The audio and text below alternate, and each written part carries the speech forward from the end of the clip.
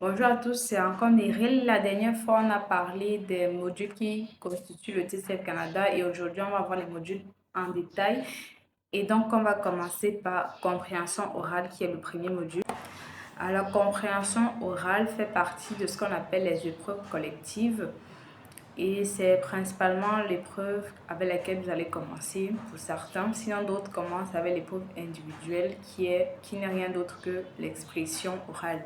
Donc, au niveau de la compréhension orale, le jour de l'examen, ça dure 35 minutes, ni plus ni moins. Donc, vous avez juste 35 minutes pour répondre aux 39 questions.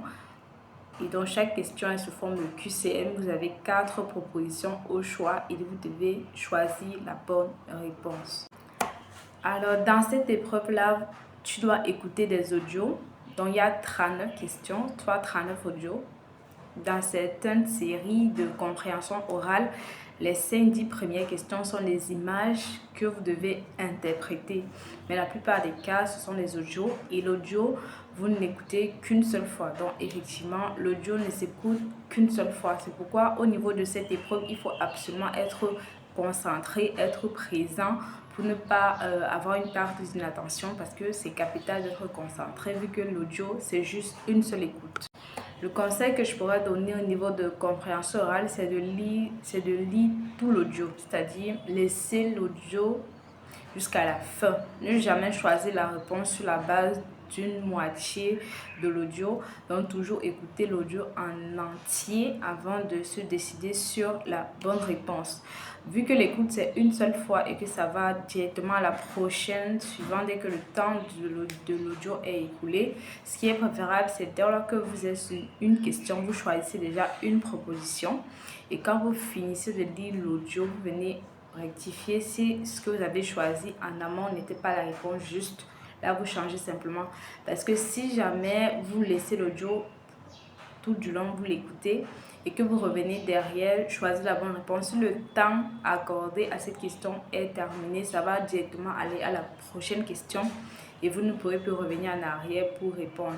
C'est pourquoi, pour gagner en temps, il faut d'abord sélectionner une réponse au hasard parmi les 4.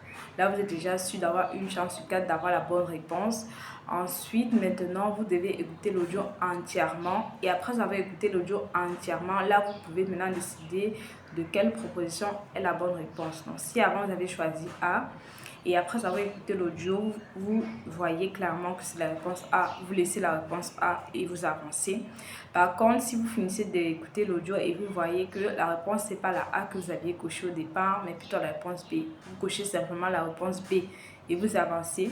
Ceci, c'est simplement pour éviter que vous ne passiez à une prochaine question sans avoir répondu à une question à l'avance parce que en compréhension orale, on ne revient pas sur une question. Dès que la question est passée, c'est passé.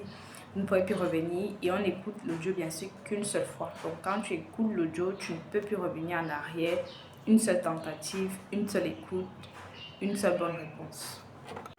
Donc là, il s'agit de la première épreuve du TCF, compréhension orale, qui dure 35 minutes et dont l'audio, c'est une seule écoute, 39 questions sous forme de QCM.